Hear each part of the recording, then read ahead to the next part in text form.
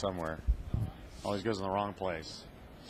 So what do you find exciting for the future? What do you think is going to be going on in the future? I think the interesting thing is how cooperative play and interaction across distances is going to continue to evolve. I think that people want to be able to share stories and things simultaneously, and I think game makers are starting to become more comfortable with the gameplay design and mechanics of assigning different roles to individuals and assigning those roles narrative within the game, so that you're going to want to come back, and you're both going to want to come back and play together, and you'll be able to leave and do things off.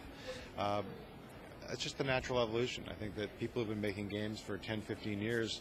They're no longer kids. They're young adults. They are now adults. They have children of their own. Their life experiences have given them a new series of data points to be able to reflect upon. And some of us are actually getting gray, crazy as it seems. Some of us. Some of us are a little more gray than others. Yeah, some of us are. And it has nothing to do with gameplay.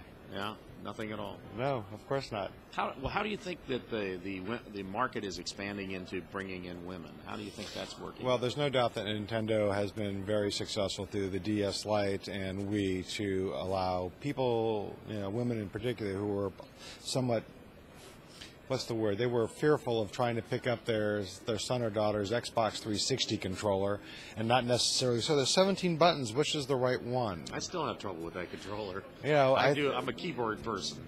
Well, I think, and people always point to, well, everyone knows how to use a television remote control, and I'm going, right. Well, I don't know. My Comcast cable controller is as complicated as an Xbox controller. That's for sure.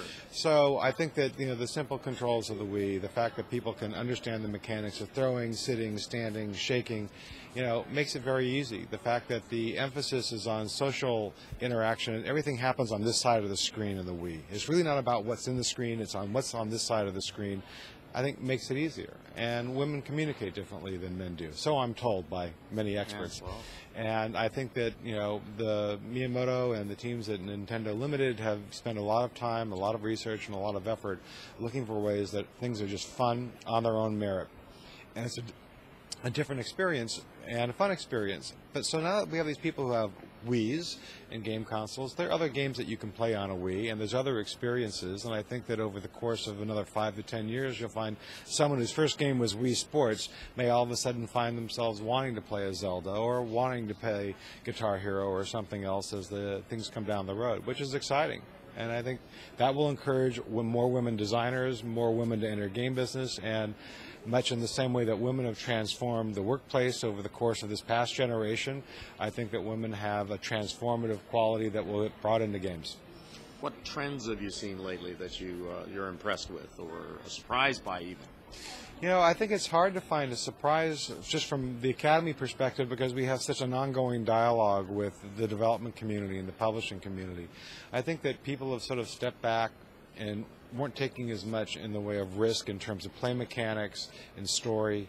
And I think based on the success, certainly of the Wii, certainly of something like BioShock, all of a sudden people are motivated again to, where else can I push the boundaries? How much more narrative can I do? What can I do with the camera that makes you feel more connected to your characters and your players around you than I am right now?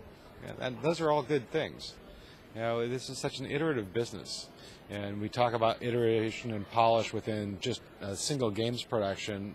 But, for a team to be able to come back, I built this, now I'm ready for my next. And what we learned, how we do it better, and what we just had brought into us, from the outside world over the course of an 18-month build cycle, all those things lead to, new games and better ideas.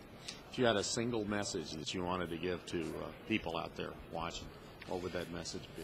Well, everyone talked about 2007 as being one of the pivotal years of great games, and I truly, truly believe that what's coming out for this holiday season and what will be shown and sold over the first quarter of 2009 will, be far and above what we had last year.